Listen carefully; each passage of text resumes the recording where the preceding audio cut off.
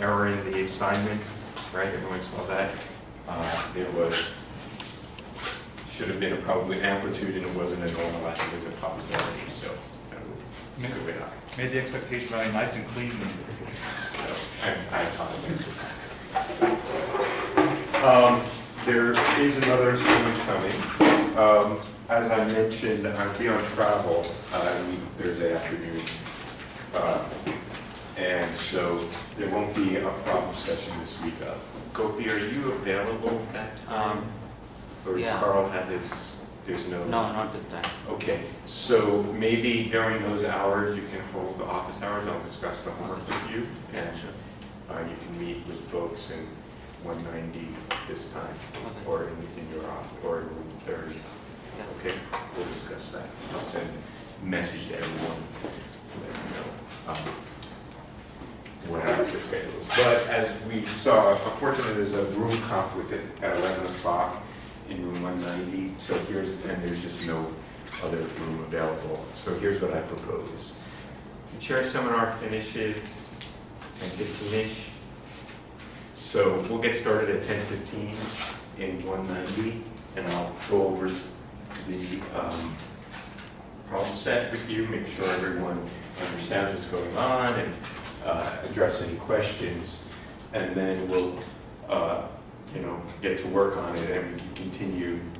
Come around. We'll use the front lobby here for continued discussion from 11 to noon. All right. And that'll start next week. That'll start a week from Friday. But I'll send the marching orders for this Friday.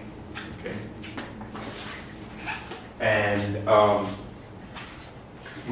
the first exam will be sometime the week of September 29th. In fact, we'll have to find the time. I don't want to have it in class, but I'd like to have more time for you to do the exam. I'd like to do it in the evening, but I know that people have other courses, so I'll try to find that time for you. All right? And that will cover material through the next problem set. Okay? And basically through the lectures this week. All right. Very good. So last time, so we were talking about quantum measurement, as we have for a while now. And we introduced this one standard paradigm that helps us to understand a particular example of quantum measurement, the Stern-Gerlach apparatus, which is a way of measuring the projection of angular momentum along a certain axis. Okay? And in particular, if the total angular momentum is spin angular momentum, then it's a measure of the spin projection along some axis. So silver atoms are atoms that in their electronic ground state have only spin angular momentum. Their spin 1/2. It's coming solely from the spin of the valence electron. So when you create a collimated beam and you send it to this device, what you find is that it separates into two beams corresponding to the two possible eigenvalues of the observable SZ. Okay? And so if you, say, block one of these beams, then you've done a projective measurement, and with probability 1/2 coming out of the sub, the atoms in this beam are projected into the state spin up along the z-axis. Okay? So this is an example, sort of a projective measurement. It's not quite the paradigm of projective measurement in the sense that in a standard paradigm, it's projected into one of the eigenvectors corresponding to the eigenvectors of the observable being measured with a certain probability. Here, well, we block this beam. And if we didn't block that beam, Did we really do a measurement of spin up and spin down if we didn't look at it? Well, the answer is no, not really. It kind of depends. I mean, if this were in the vacuum and there was no other perturbing noise, then in some sense the atom is in a superposition of this beam and that beam. It's like sending it through a beam splitter. And as we said, an atom could be here or here, but we really shouldn't say that it's one or the other. It's in a coherent superposition of the two. And if we recombine those two paths, we would get interference.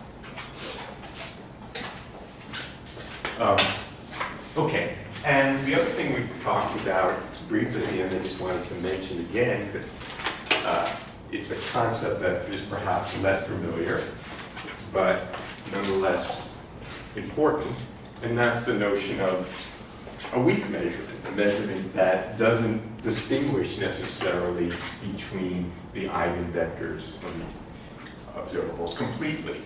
It partially distinguishes between those alternatives. So, for example, if we have the same device, but we put a screen too close in to the point that the beams haven't really separated well enough, and we said collected a histogram of the counts, we would see this kind of double hump structure, but the tails overlap.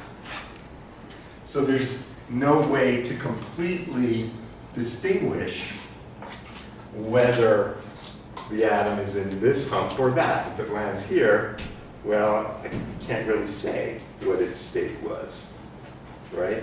Whereas if I had these two things and I put the screen over here, then these two alternatives, if I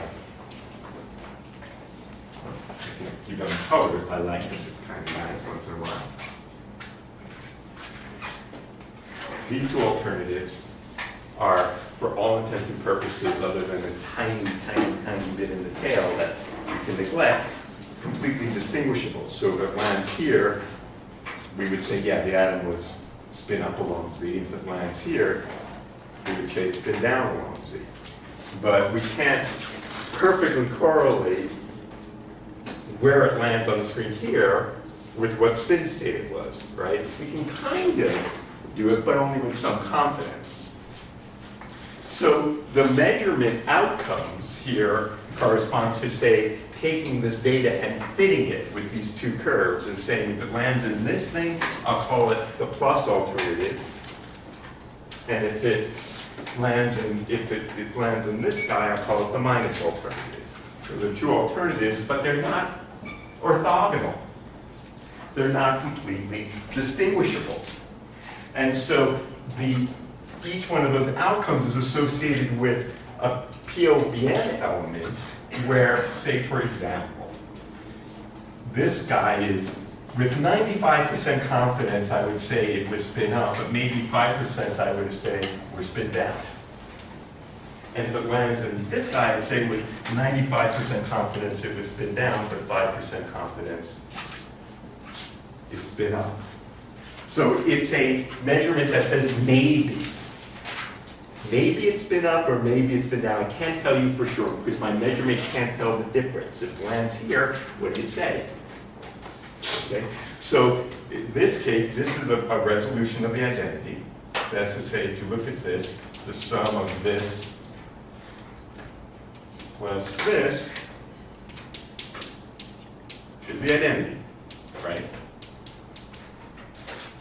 And we would say, we can predict the probability the spin is going to land in this yellow hump is equal to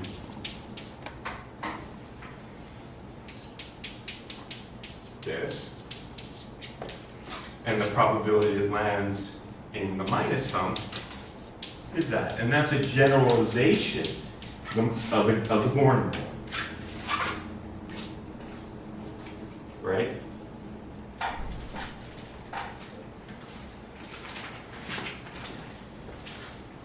Okay. So, last time we were discussing a little bit at the end of the lecture, how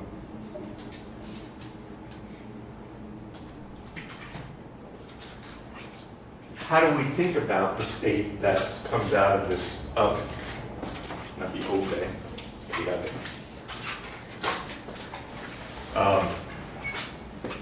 And before I get to that, let me raise the following question. We loosely define a pure state. We said a pure state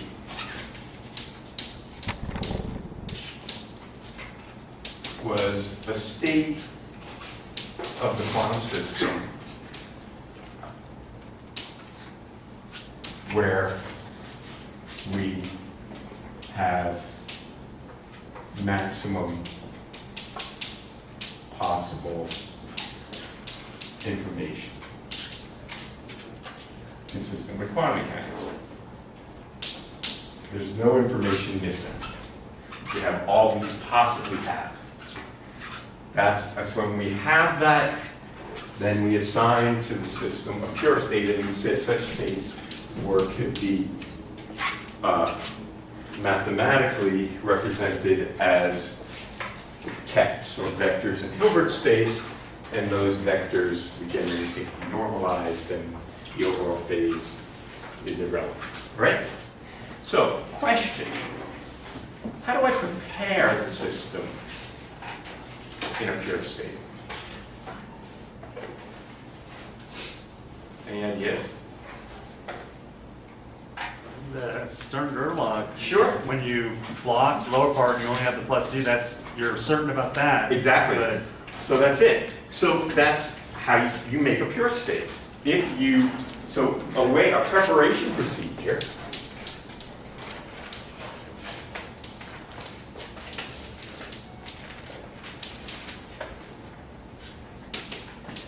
do a projective measurement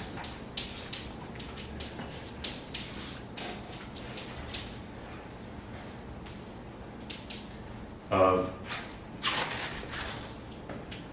a permission observable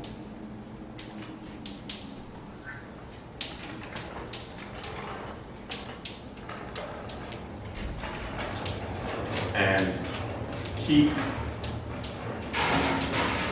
the state corresponding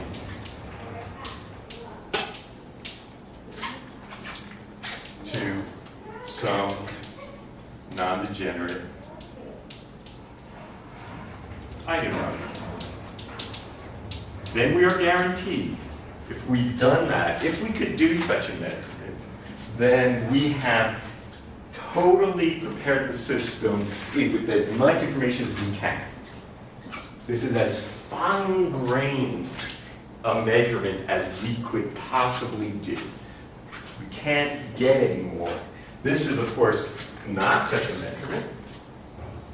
If we did that and it landed somewhere, and we blocked, say we blocked, this guy over here, we wouldn't know for sure. So we wouldn't have prepared. There's missing information still. But if we did this, we prepared the system in a pure state. Okay? So, as I said last time, we're just to simplify the notation, instead of drawing, gradient magnetic fields and pointed north and south poles, I'm just going to say there's some Stern-Gerlach device that's a box, a black box, and it measures, for example, SD. Okay? And so, whatever comes into there, if we have it has these two output ports, we're going to block this guy, then we have prepared the system in that pure state. Okay? Now, the fact that we have prepared the system in that pure state doesn't mean that every measurement we do, we're going to be able to predict its outcome with perfect certainty. Not every measurement we do on a pure state has an outcome that is deterministic with probability 1 or 0. I mean, some are and some aren't. So, for example, if I measured this again as z, then this with unit, I know with unit probability that it's going to come out absolutely here and nothing's going to come out here. So that's with unit probability. So with probability 1, that happens. If I prepared it in a pure state, and I can know the probability of this happening again is 1. In contrast, of course, if I measure in some non-commuting observable, so I prepared the pure state up along z, but then I measure along the x-axis, then the measurement outcome is random, even though it's a pure state. And that is the bizarreness of quantum mechanics, that randomness, even though I have as much information as I can, still I can't predict the outcome of every measurement I do. And so I'll get spin up along x or spin down along x, each with probability 1/2. Random. Okay? So, what about the state of the system coming out of the oven? Well, let's say we did a series of measurements. So here I have my oven.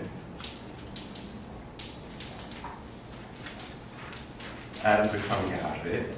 And I put it through an SZ, Scarani analyzer. And we said that we get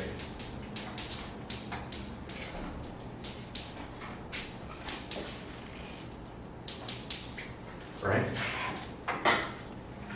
Suppose that I took this oven and I took the atoms and I put them through a Scarani analyzer along the x-axis. What would I expect?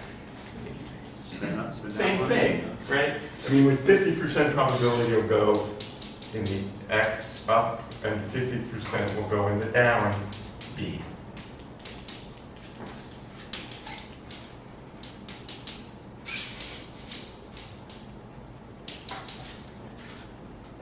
In fact, of course, there's nothing special about x, y, or z, or any direction in space. We expect, just intuitively, and we can then think about how we get this more formally, that if I analyze this with a spin analyzer along any direction in space, it doesn't matter x, y, z, or along this. There's nothing assumed in the oven. The oven is isotropic. It doesn't know what this is versus that. There's nothing to tell it, assuming that that symmetry is not broken. And so no matter what I did, no matter what I would find for this state, spin up along that axis with 50% probability, and spin down along that axis, for no matter what that axis was. Now, what is the quantum state that we would assign to the silver atoms coming out of this oven, which would have this kind of probabilities? If it was spin up along z, that would agree with that, but it wouldn't agree with that. If it was spin up along x, it would agree with that, but it wouldn't agree with that. If it was spin up along some other direction, well, it wouldn't agree with that. So it's spin up along no direction. It's spin down along no direction. So what the heck is it?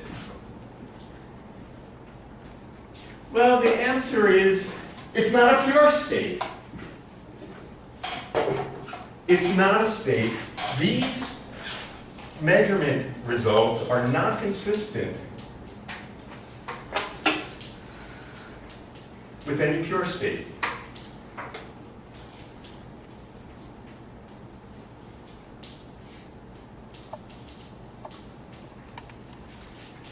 For any pure state of a spin 1/2 particle, spin up along some axis. So there's got to be something more than pure states in physics. And the answer is yes. So here's one I'm going to fine, it's a somewhat contrived example, but not completely nuts. Suppose that I have a preparer, and the preparer has access to both quantum randomness and classical randomness. What do I mean by that? Suppose that, so inside, now I'm going to draw my little Stern-Gellert device just to emphasize this thing. And you know, I'll just forget about the width of the beam and say that. So each atom either goes up or down depending on if you were to measure them, sometimes they come out here, sometimes they come out here, sometimes they go. Let me just instead of drawing it that way. I don't know which one we're in. Okay? So this is my Stern-Gellert apparatus, and it's, say, oriented along the z-axis, for example. Okay? Now, suppose the preparer, this is such a deadly beam that's coming through that the preparer can measure this one atom at a time. Okay? And the preparer then can determine whether the atom is spin up or spin down. She collects all her spin-up atoms in some magnetic bottle, and she collects all her spin-down atoms in another bottle. She has prepared two collections of pure states. She has a bunch of spin-up atoms, and she has a bunch of spin-down atoms in her possession, in her bottles. Okay? And now what she does is she flips a coin.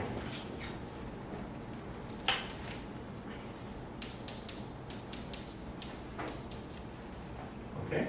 So she flips a coin. It's a quarter. And we're heads and tails. Okay? So she flips a coin. And it could be either heads or tails.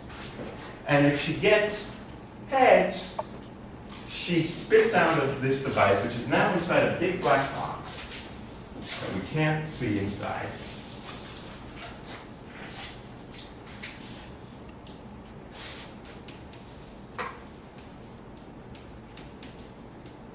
She spits out an atom.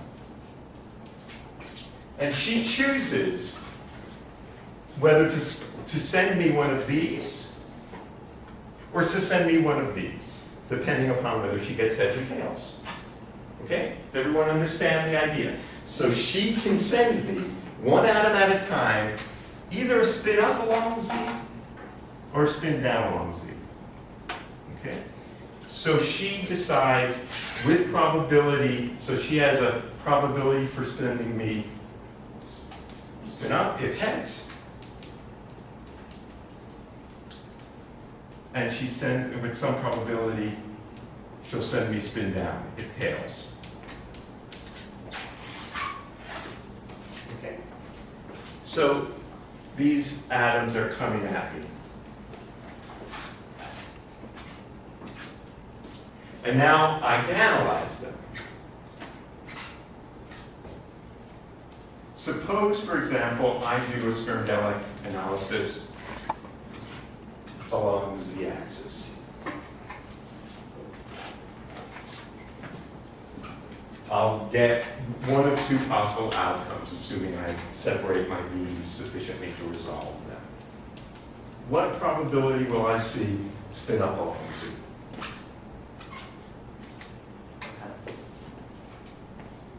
Depends if it's a fair coin or not. Suppose that that coin has this probability to show heads and this probability to show tails. So with what probability will I see spin up? This probability. Because if she sent me spin up, I'm going to get spin up. If she sends me spin down, I'm going to find spin down. I don't know which one she sent me. So with probability, this is the probability of heads, I'll see this. And with the probability of tails, I'll say this. Is that clear? It's nothing to do with the Born rule. It's just that there were these two alternatives. She might have sent me a spin-up atom. Now, of course, this is subjective. I don't know what she sent me, but she knows. So she, with probability 1, can predict which way it's going to go. But I don't know. So from my point of view, I see a bunch of random up and downs. From her point of view, she goes, that one's going to go up, that one's going to go up, oh, no, that one's going to go down. Because she knows whether she got heads or tails. She doesn't talk like that. But. All right. But suppose now, instead of analyzing,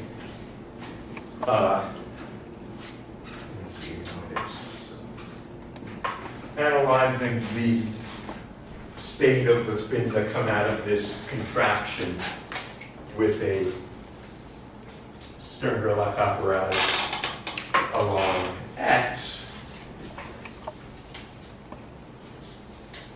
Thank you.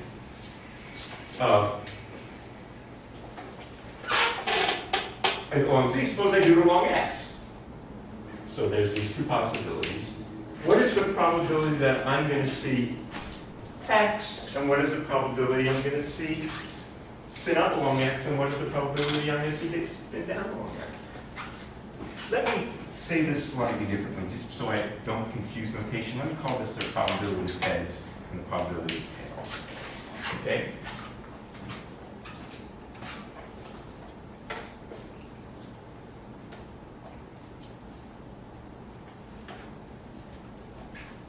So what is the probability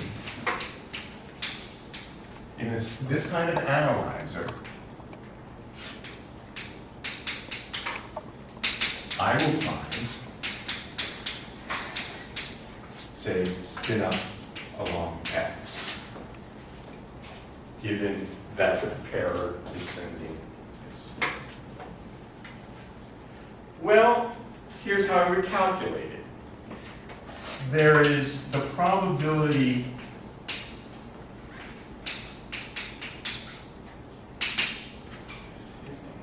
to find up along X, given she, the preparer, sent spin up along Z times the probability she sent me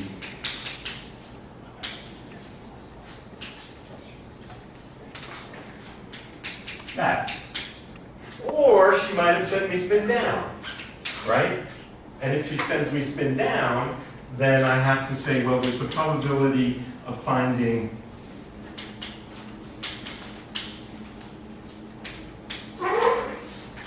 spin up along X, given that she actually prepared spin down along Z. And I have to weight that by the probability she actually sent me.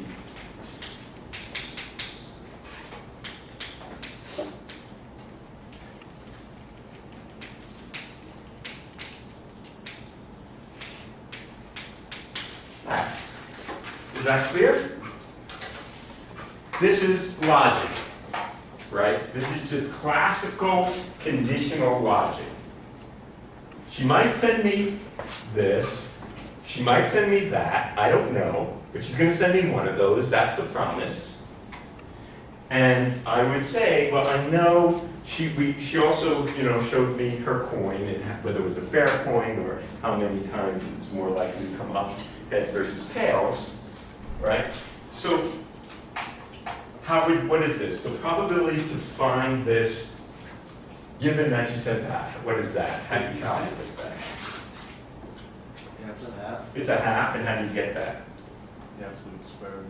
Right, you have the square of you use the Born rule, times the probability she actually sent me that. That was probability of heads, right? Plus,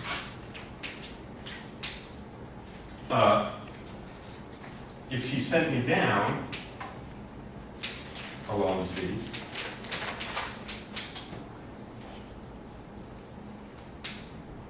and that happens with the probability she got tails. Okay? Or, if I wanted to say the probability she sent me this. Either way. So this is the probability to get plus x given that she sent this times the probability she sent this times the probability to get up x given that she sent down along z times the probability she actually sent down along z. That's logic. And in this particular case, what is the answer? As was said, this is a half, and this is a half. In this particular instance. And this thing is equal to a half then times the sum of the probabilities of heads or tails together is 1 is a half. So in this case, I'll see random 50-50 chance. Okay?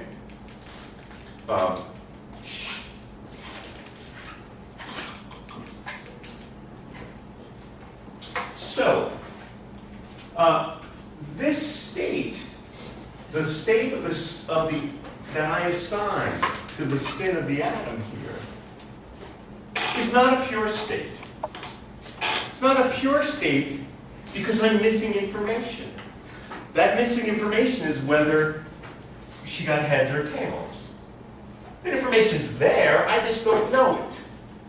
If I knew it, then I would say this guy's up along Z, this guy's down along Z, this guy's down along Z, this guy's down along Z, depending on the sequence of heads and tails. But she knows it, but she's keeping that information from me.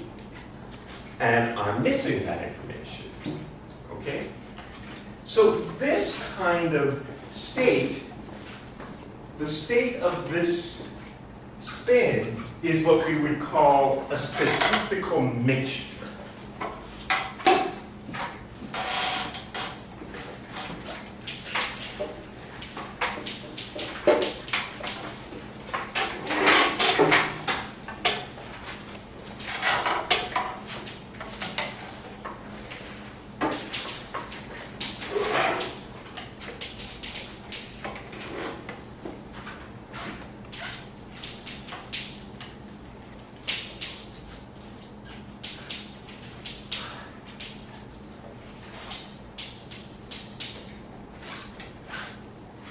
She has these bottles of spins, and she can mix them together any way she likes. She can mix them. This is what we would call, this is an example of what we call a mixed state. Okay? So this state is a statistical mixture weighted by different probabilities.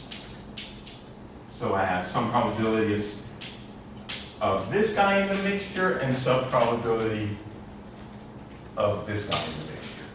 Okay? This should be contrasted with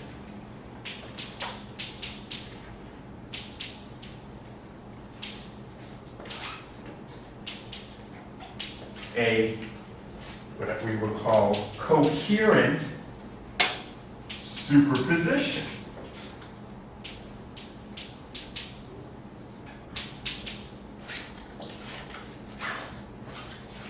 What is a coherent superposition? A coherent superposition, for example, is this.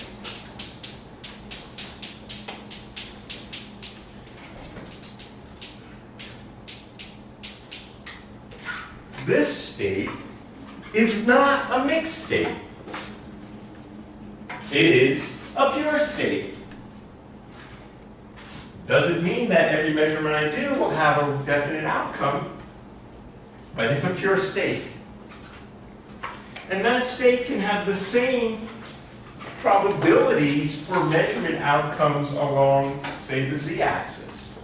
The probability of seeing spin up along z could be this, is this, and the probability of seeing spin down along z is this. And that could be the same as the statistical mixture I have of these guys. So if I measured this guy just along the z-axis, I couldn't tell the difference from this, right? It could have been there were coin flips. So what's different? The difference is interference. Because in the statistical mixture case here, we saw in this case the outcome of seeing up and down along x is a half, right? Suppose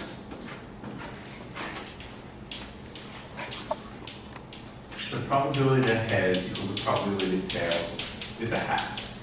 Okay, there.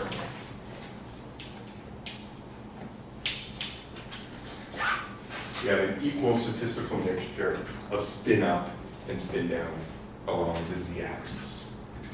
Okay? So the probability to find up along x or up along z and down along z equals a half.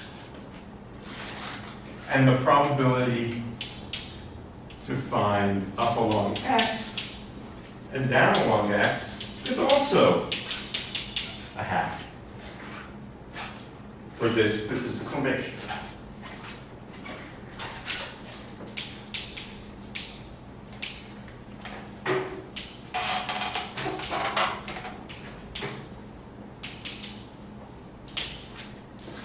But, right, that's what we just saw. But, if I have a pure state,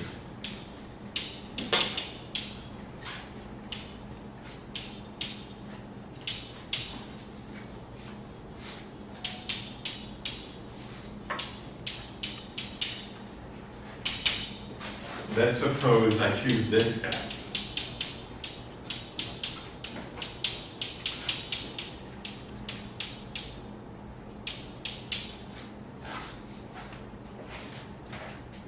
This state, the probability to find up along z and the probability of finding down along z is a half, just like this. But the probability to find up along x is what? 1 or 0. 1. It's this guy is 1. This guy is up along x. And the probability to find down along x is 0. Now how the heck does that happen? It happens because of interference. Even though this is a 50-50 chance of up along x, it's not a statistical mixture of these two. So the pure state would be the person sending the particles out. So this is an important point. States are subjective. From the point of view of the preparer, the state is pure because she has complete information. From the point of view of the observer, the state is mixed because he's missing the information. Right? It's like the chalk in my hand. I know where it's going to be, so it's a deterministic outcome. But for you, it's a random outcome. Okay, but that's about what's weird in quantum mechanics is even when you have complete information, you still can have randomness. Okay, so let's talk about this interference stuff once again. So, let's say we have a pure state side, which we said is a coherent superposition of spin up along z and spin down along z with that particular set of probability amplitudes which we know is the state spin up along X. Okay? The probability to see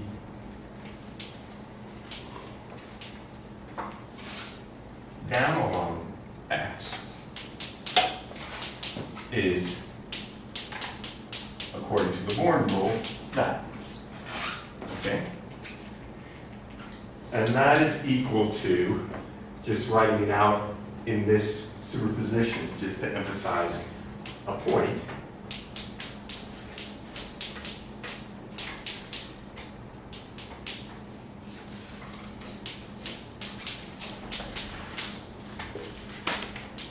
I will not trip, I will not trip, I will not.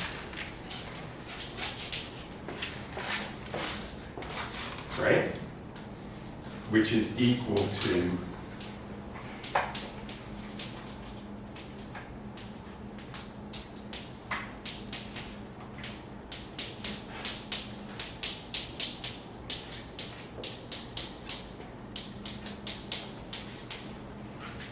okay? Being very pedantic and slow here. And now let's square out the term. I have the square of this term plus the square of that term plus the cross term. So that's equal to the square of the first term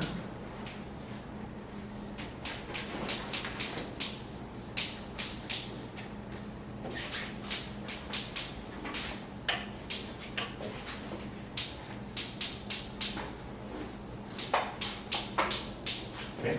Those are the squares of those terms. And then the cross terms.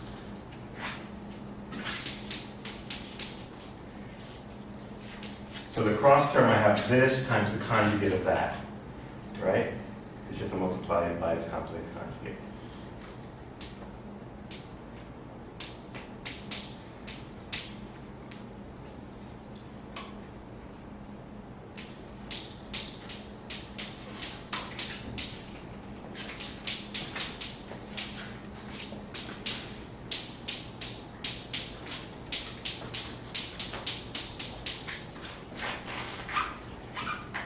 Okay?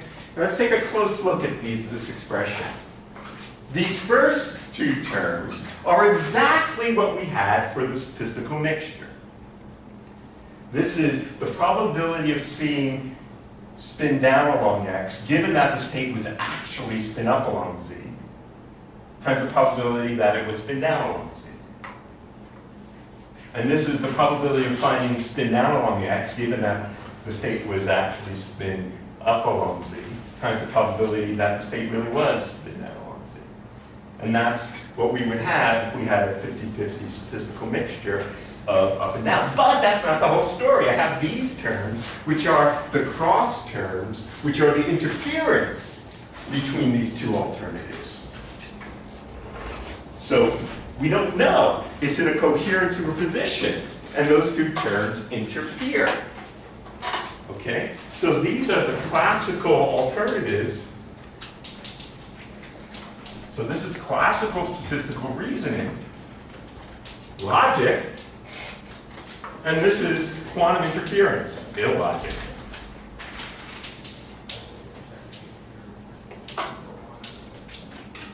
And what is it in this case? Well, here we have to go through and do all that. This guy is equal to 1 over root 2. This guy is actually minus 1 over root 2. And so this is the conjugate, minus 1 over root 2, and plus 1 over root 2, if you do it out. And so this is equal to a half. This is a half. So I have a quarter plus a quarter is a half.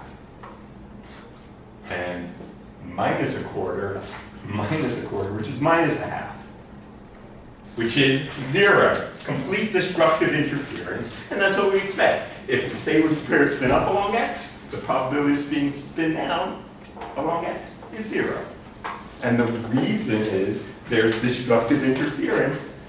Well, that's one way of interpreting it. I don't know if I think the reason is, but a way of thinking about it is that whereas classically you would have these two alternatives, quantum mechanically those two alternatives destructively interfere.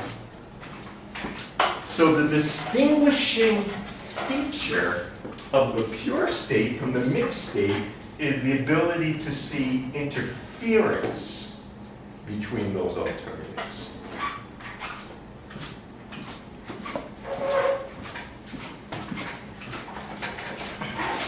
All right. Questions so far?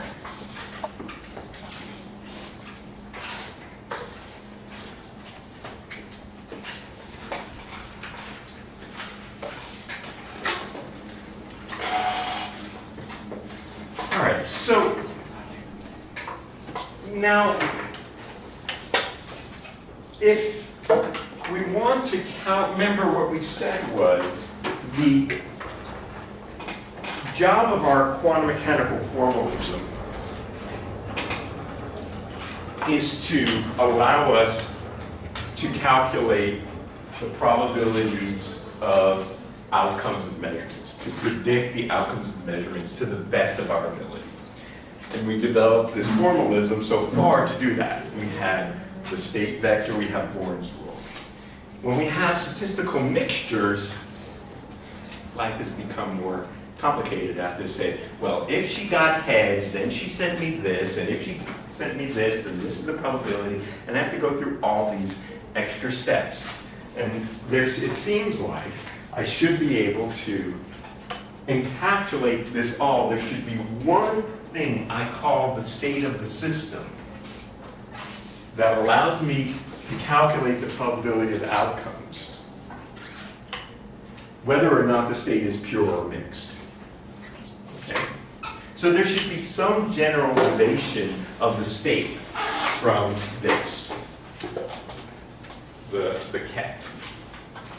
There should be some more general state of the system, and that more general state of the system is what we call the density operator. So let me tell you about the density operator. How many people have seen the density operator before in their previous studies of quantum mechanics? A couple of people. Not a common deal. But, you know, the state that comes out of the oven is a density operator. That's to say, that's our state assignment. We can't assign a pure state because we're missing information. Information's there, we just don't have it. It's like the coin flip. All right? So what do I mean by that? Well, so let's look at what we did in this case with the heads and tails. So what we said was, so suppose we have a statistical mixture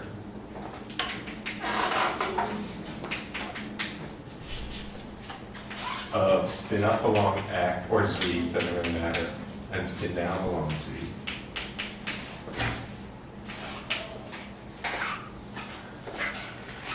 Prepared with relative probabilities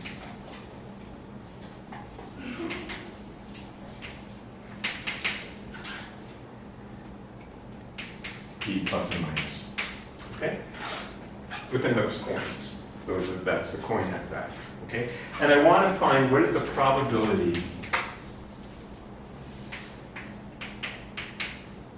to find, say, spin up along an arbitrary direction. I'm going to have a Stern-Gerlach analyzer. It's going to analyze it along some direction. I don't care, X, Y, Z, 45 degrees between the X and Y axis. Who cares? Some axis in space. How do I calculate it? Well, we just said, have to argue logically. There's the probability I'll see spin up along Z, given that the preparer sent me spin up along Z. There's some probability that she did it. And if she sent me spin down along Z, then this is the probability of finding spin up along that direction, and I have to weight that by the probability she actually sent that to me. Okay?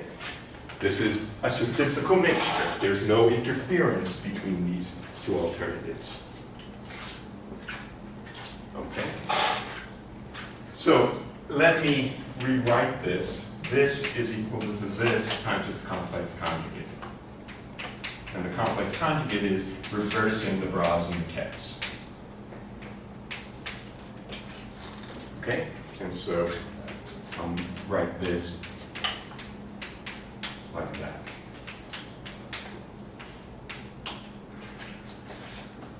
All right? And because the inner product is linear,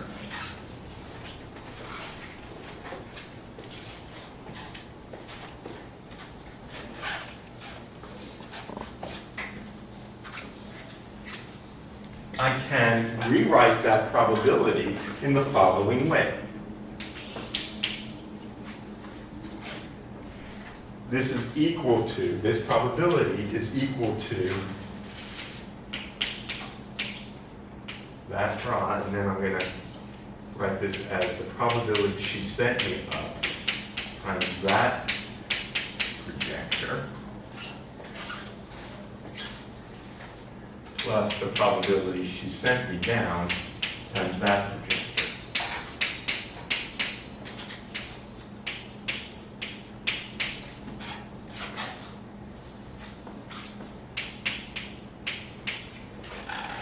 Do you agree that those two things are equal? Right? So look what I've done. Everything about the preparation procedure is in the brackets, is in this thing. And everything about how I'm analyzing the system is outside. So this is about the preparation procedure. This is about the state of the system that I know. So this operator is an operator we call rho. And this operator is the density operator. The term density is such an arcane and it's a stupid name at this stage. We really should call it the state operator. Because this is the state of the system. Now, let me emphasize a fact. This is an operator, but it's the state, okay? You have learned in the past that states are vectors and observables are operators, but that's just the way you've learned it. We can define the state as an operator. And we do, and we should. And it's, what do we want from the state? What do you want from these? What you want is, you want to be able to calculate the probability of outcomes of measurements given the state. And you can do it. If I want to find the probability of an outcome, I just take the expectation value with respect to that outcome. And that is the probability of seeing that. Because this, we just calculated. It's just a new piece of mathematical tools and formalism you need to learn. All right? So, the density operator is the most general state of the system that you could possibly have in quantum mechanics. It includes pure states and general mixed states. If it's a pure state, it would be if one of these probabilities were 1 and the other was 0, then it would be a definite state, we know. But if these probabilities are not, then it's a... So, let me look at my cheat sheet here and remind myself of the order I might have thought about doing these things. Right. Okay, cool.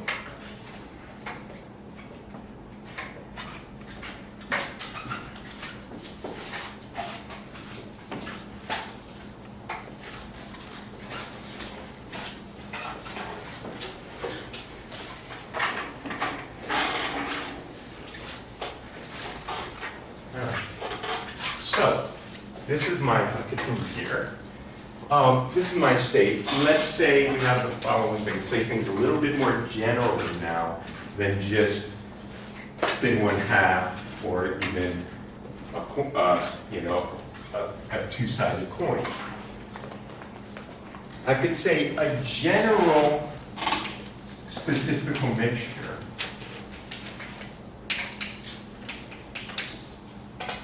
can be thought of as the following. The preparer has or sends one of an ensemble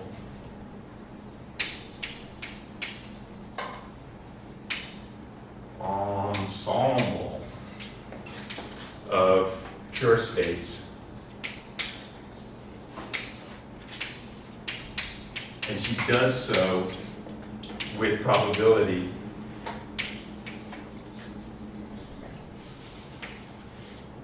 pi. So now she doesn't have just 2 bottles, she has a bottle of as many different states as she likes. They don't even have to be orthogonal states. She has a bottle of spin up along x, a bottle of spin down along y, a bottle of spin up along this direction, this bottle of whatever she likes. And she sprinkles them in. She rolls the dice. She has a 12-sided dice. She has 12 different pure states she can send. And she sends them off. Okay? She mixes with that probability. What is the state of the system then?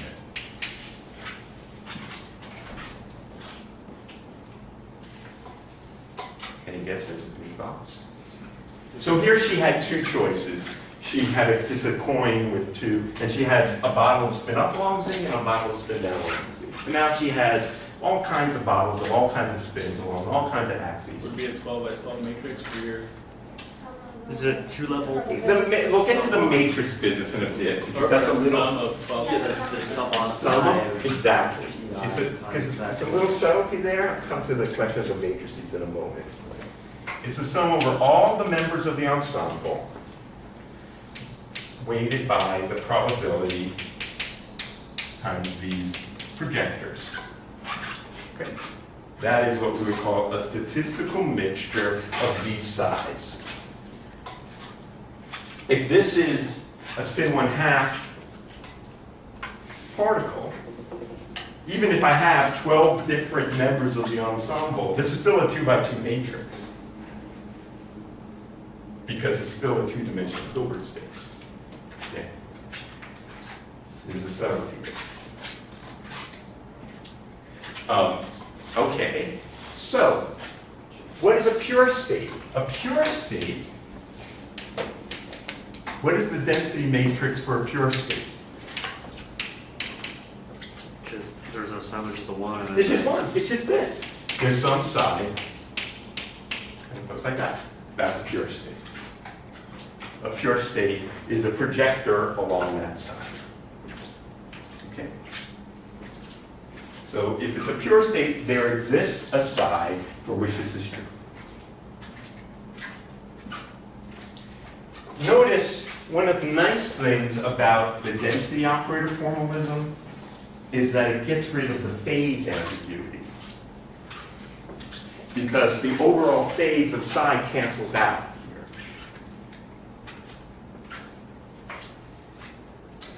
All right. What about a thermal state at temperature T?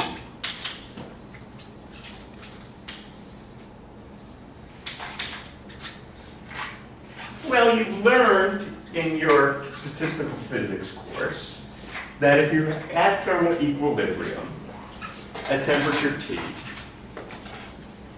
we don't know for sure what the state of the system is. We can only say with a certain probability. We have a Boltzmann distribution of possible energies the system can be in. We know that probability distribution, the probability of having a certain energy, is the Boltzmann distribution over the partition function for the, right? So what is the quantum state of the system associated with this? Well, it's a statistical mixture of different energies. It's not a coherent superposition of these different energies. It's a statistical mixture. And so what we would say is a sum over all energies, let's say there's the nth energy, E times the energy, nth energy level.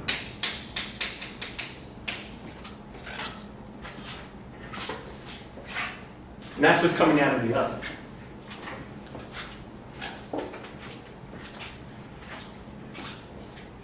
Okay. All right. Very good. So,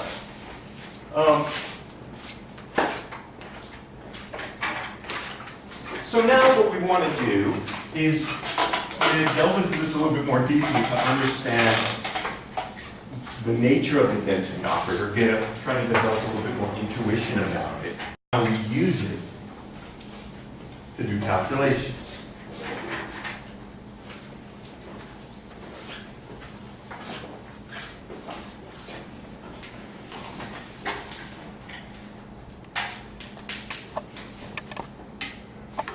Well, before I do that, let me say, maybe I should say the following way.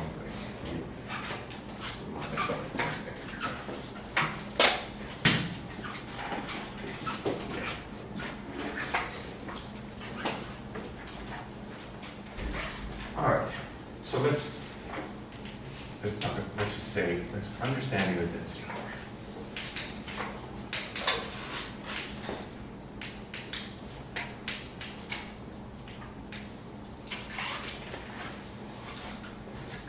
Okay.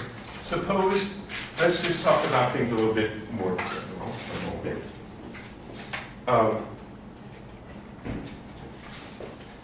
So what we just said is that given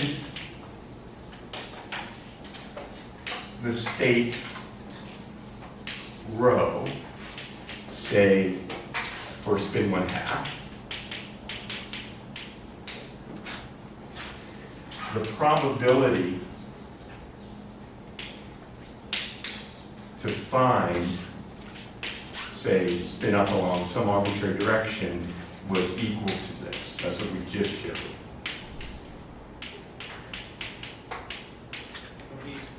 Okay. We can think about this as a diagonal matrix element.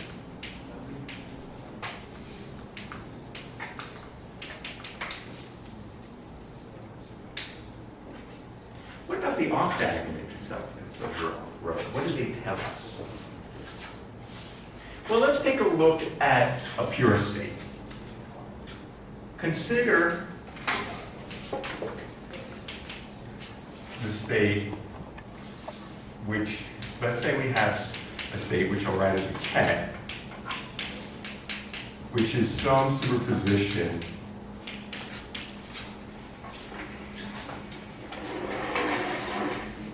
of up and down. An arbitrary pure state is of that sort, right? And let's write it as a density operator.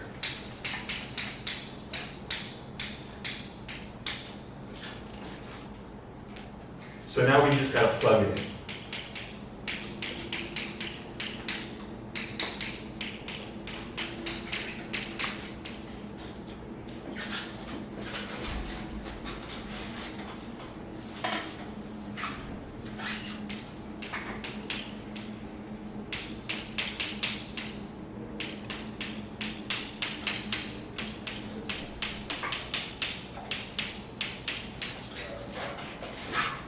Okay, so let's multiply it out.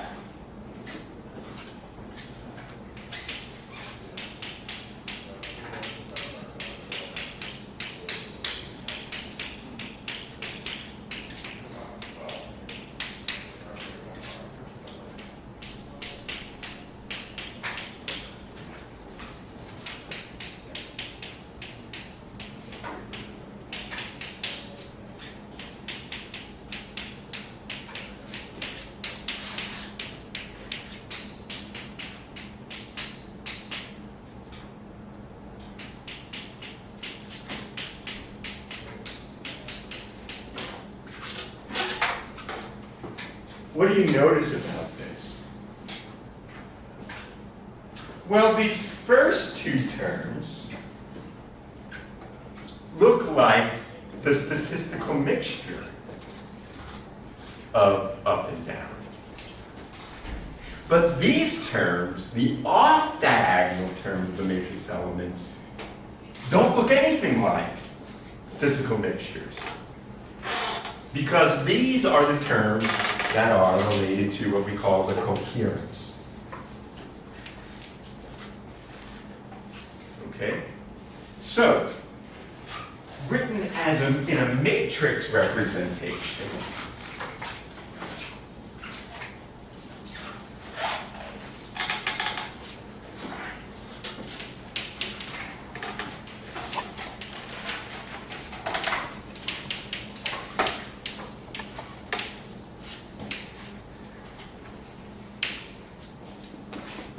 in the basis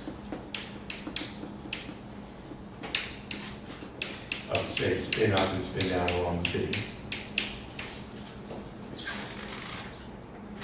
Let's look at two different cases. Suppose I have, in one case, a statistical mixture of these two guys with mixing probabilities.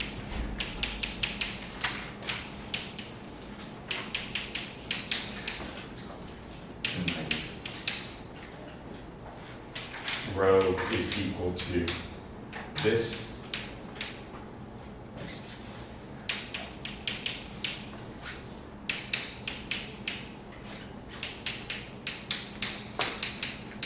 And this.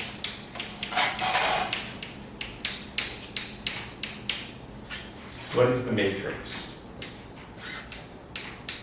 As a 2x2 matrix where this, in this order. P plus Z, P minus Z on the diagonal. P plus and P minus on the diagonals, and what about the off diagonals? 0. 0. This guy has off diagonal matrix elements that are 0. Okay, contrast. Pure state. The one we wrote down over here, which is some arbitrary superposition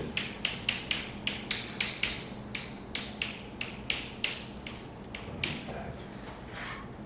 What is the matrix representation of this density operator?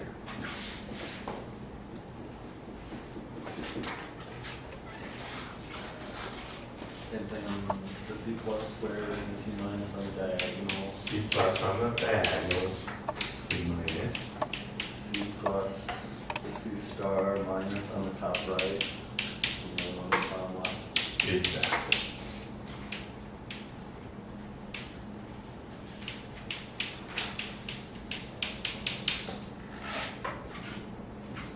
Okay.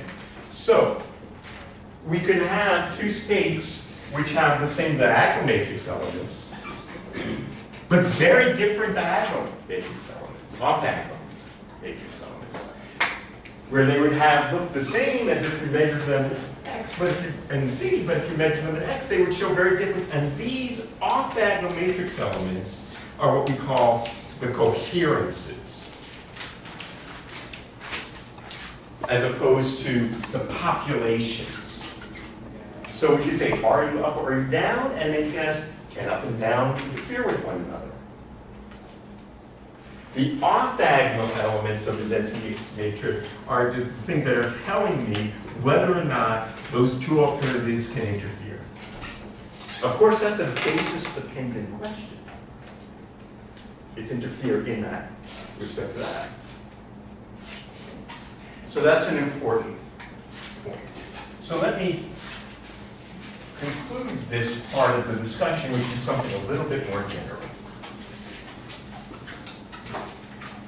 I have a question. Yes, please.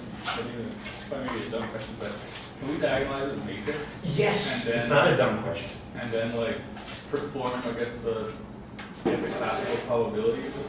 Absolutely. So, yes, it's a very good piece of intuition, something we'll talk about probably on Thursday. Of course, this is a Hermitian matrix, and so we can diagonalize it, and its eigenvalues and eigenvectors are important ways of characterizing the state of the system. You can always think about the density matrix as a statistical mixture of its eigenvectors, weighted by its eigenvalues. If it's a pure state, it has one eigenvalue, 1, and the rest are 0. If it's a mixed state, then it has more than one non-zero eigenvalue, which represents statistical mixtures of more than one pure state.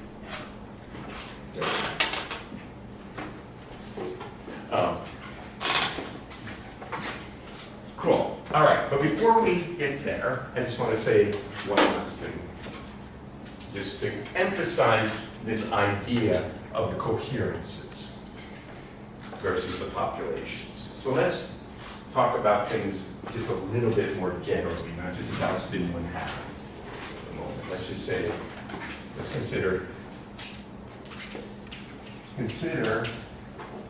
a general state in a d-dimensional Hilbert space.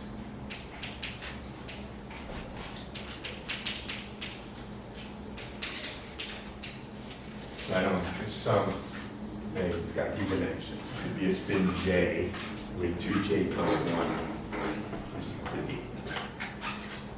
All right? So, let's say if I have a pure state. I could write it as a cat. I don't have to write it as a density matrix, but you can write it as a cat. And that is a sum over all the elements of some basis.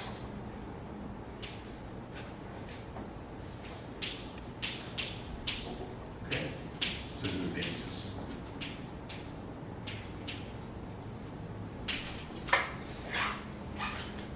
Okay, written as a density operator, this pure state is sum over these two indices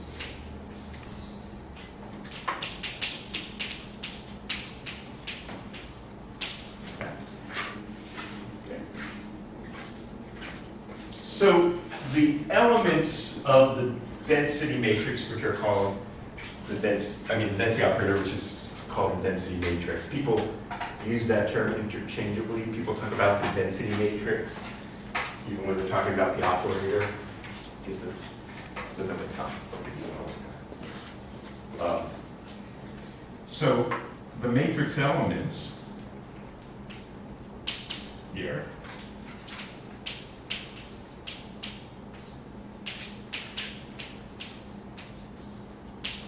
right? It's bilinear like that. So again, the diagonal elements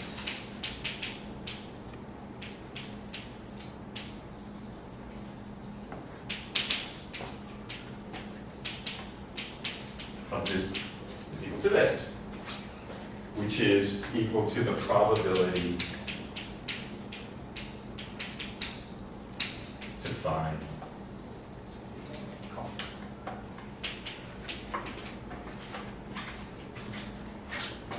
the off-diagonal elements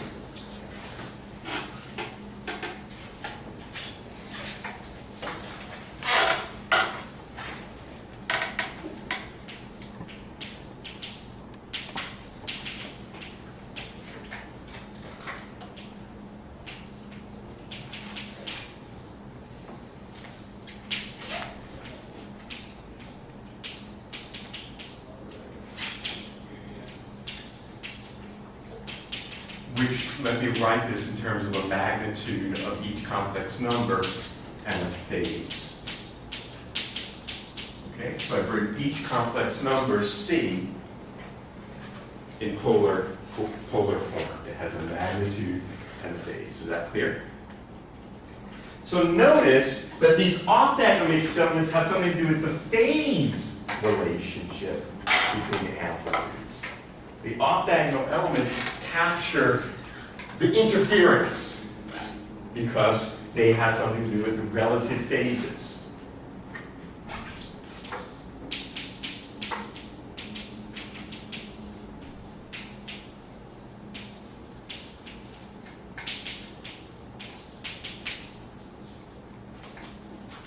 Okay? So they are the coherences. That's what we call them. These are sometimes called the populations.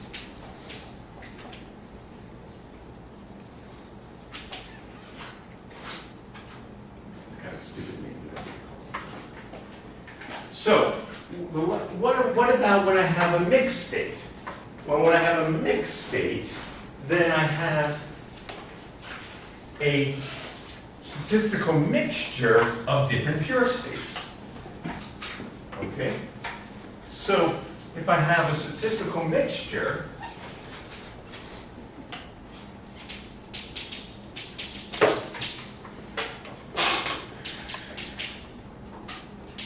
of different psi i's, each of which has some potentially different superposition.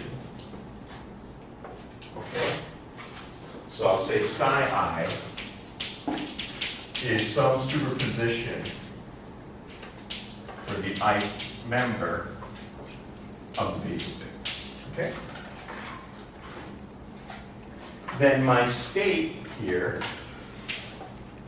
is a sum over I, pi, mixing together these pure states.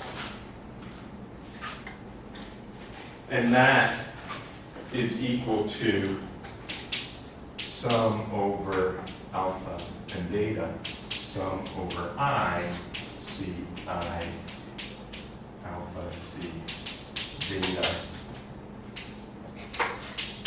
E, alpha, E, beta. Okay. Weighted by the probability part of it.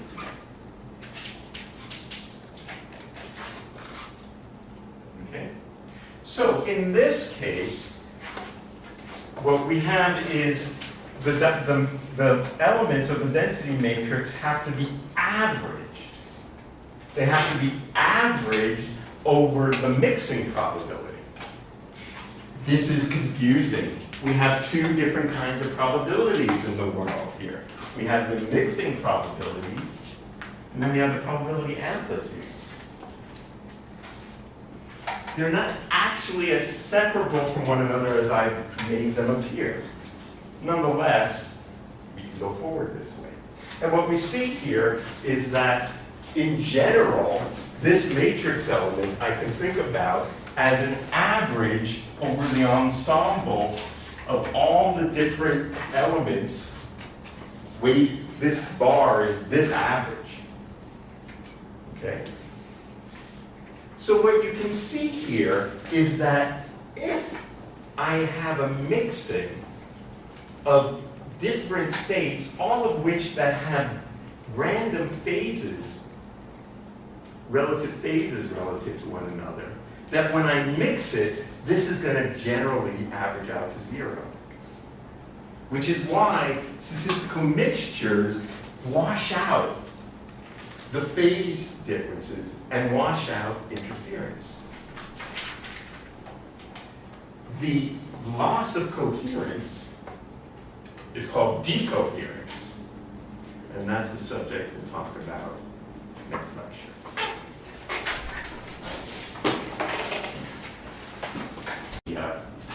Marching orders for this Friday. Okay? And the first exam will be sometime the week of September 29th. In fact, we'll have to find the time. I don't want to have it in class, but I'd like to have more time for you to do the exam. I'd like to do it in the evening, but I know that people have other courses, so I'll try to find that time for you. All right? And that will cover material through the next problem set. Okay? And basically through the lectures this week. All right. Very good. So last time, so we were talking about quantum measurement, as we have for a while now.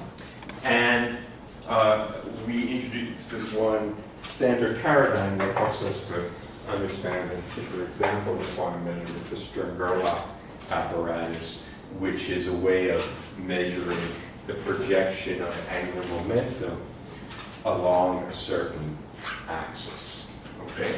And in particular, if the total angular momentum is spin angular momentum, then it's a measure of the spin projection along an axis. So silver atoms are atoms that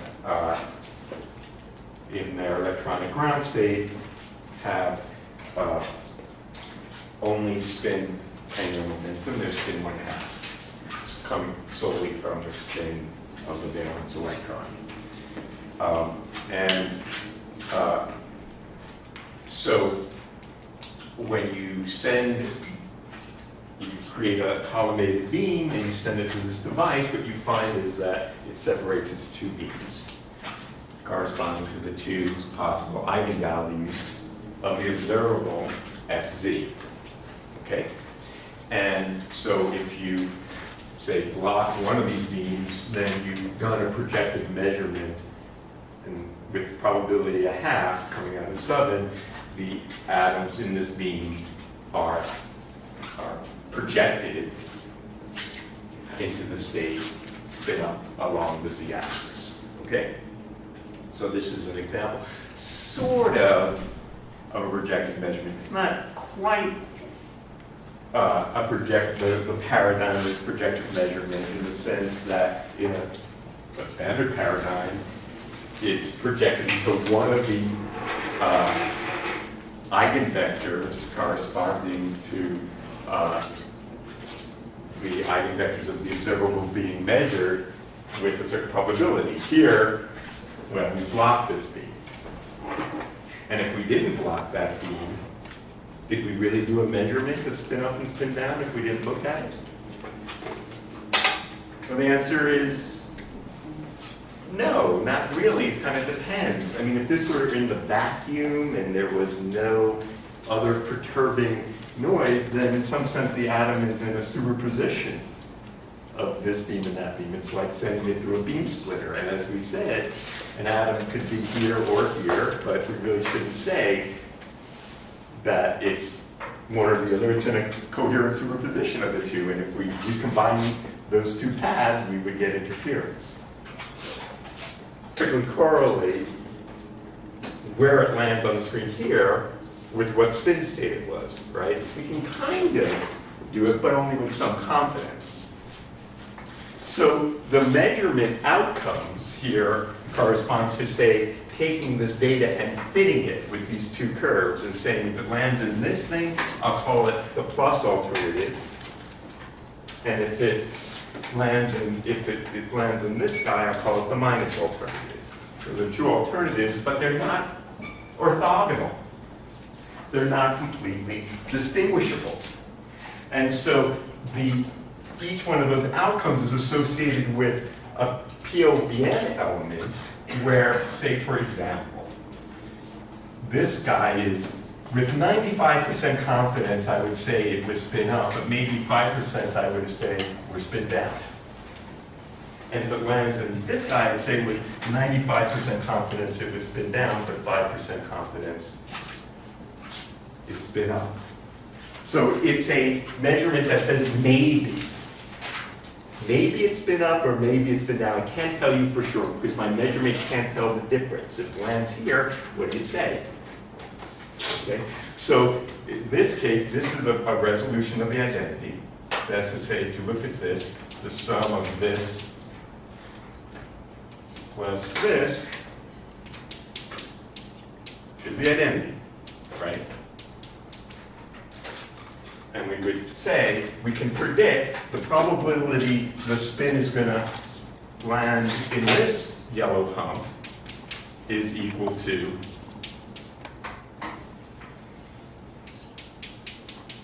this. Error in the assignment, right? Everyone saw that.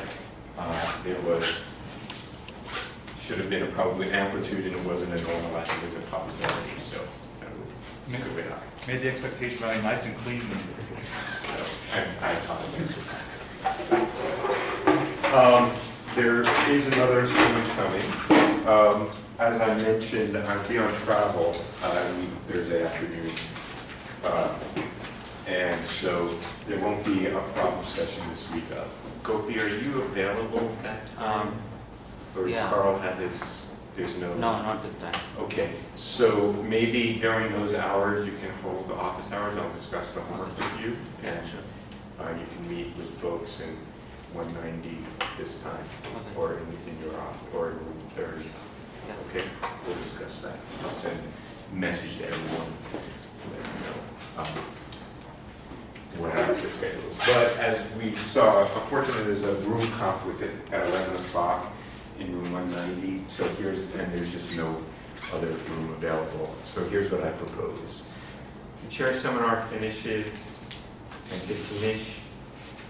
So we'll get started at 10:15 in 190, and I'll go over the problem set with you, make sure everyone understands what's going on, and address any questions, and then we'll get to work on it, and we can continue, come around, we'll use the front lobby here for continued discussion from 11 to noon, all right? And that'll start next week. That'll start a week from Friday. But I'll send the, okay. And the other thing we talked about briefly at the end, I just wanted to mention again, that it's a concept that is perhaps less familiar, but nonetheless important, and that's the notion of a weak measurement, a measurement that doesn't distinguish necessarily between the eigenvectors of the observables completely. It partially distinguishes between those alternatives. So, for example, if we have the same device, but we put a screen too close in to the point that the beams haven't really separated well enough, and we collected a histogram of the counts, we would see this kind of double hump structure, but the tails overlap. So there's no way to completely distinguish whether the atom is in this hump or that. If it lands here, well, I can't really say what its state was, right? Whereas if I had these two things and I put the screen over here, then these two alternatives, if I can keep them colored if I like it, it's kind of nice once in a while. These two alternatives are, for all intents and purposes, other than a tiny, tiny, tiny bit in the tail that you can neglect, completely distinguishable. So if it lands here, we would say, yeah, the atom was spin up along Z. If it lands here, we would say it's spin down along Z. But we can't perfectly